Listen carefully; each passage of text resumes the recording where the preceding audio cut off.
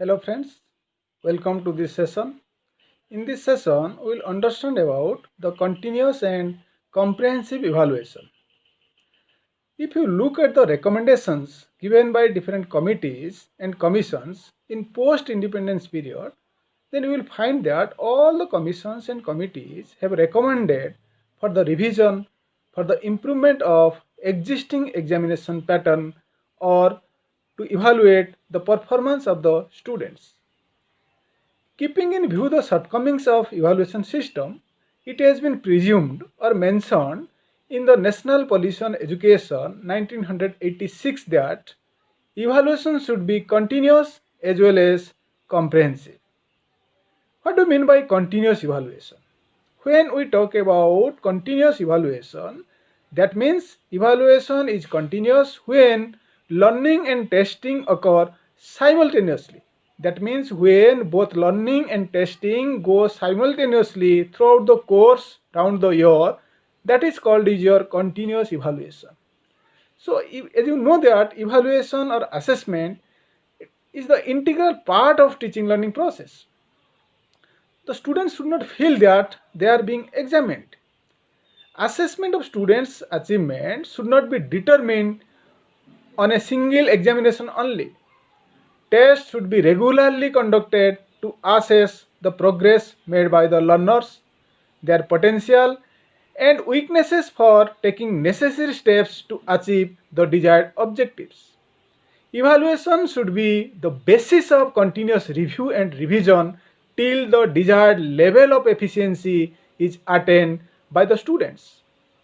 On the other hand, if you look at the comprehensive evaluation, that means comprehensive evaluation refers to that it will cover all the aspects of curriculum and will assess the scholastic and non-scholastic potential of the students. In continuous and comprehensive evaluation, the emphasis has been shifted from classifying the learners into classes or division in the examination to the all-round development. As you know that education aims at all-round development of the students. And to achieve the all-round development and to achieve this target, various activities are being provided, various learning experiences are being provided to the students, to the learner. And after providing the learning experiences, it is essential to ascertain, to check the learning outcomes of the students. So that's why you can confine the learning outcomes of the students only in cognitive domain. So we have to emphasize also on the learning outcomes in affective as well as in psychomotor domain also.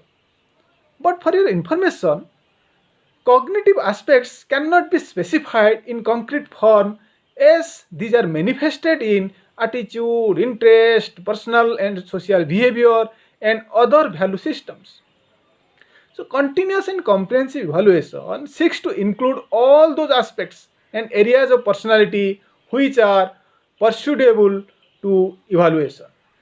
Since independence, there has been spectacular quantitative expansion of education at all levels in India.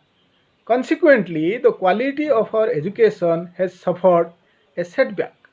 That means you will find there is a success story with regard to enrollment, but there is a cry with regard to quality education.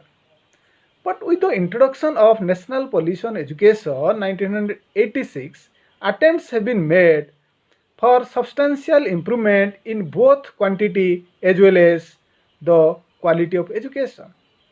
In terms of learning outcomes, it is decided that minimum levels of learning, which is known as MLL, are to be laid down for different stages and evaluation system is to be created for measuring at least the prescribed level of learning. The basic concern for minimum level of learning or MLL is that all children, irrespective of caste, color, creed, location, or sex, must be given access to education at a comparable standard. The major focus of minimum level of learning is upon equity and reduction of existing disparities. So, under this background, The competency-based test has now become the need for successful implementation of the minimum level of learning program, both at national level as well as at state level. Such competency-based tests should be both continuous and comprehensive. Thank you.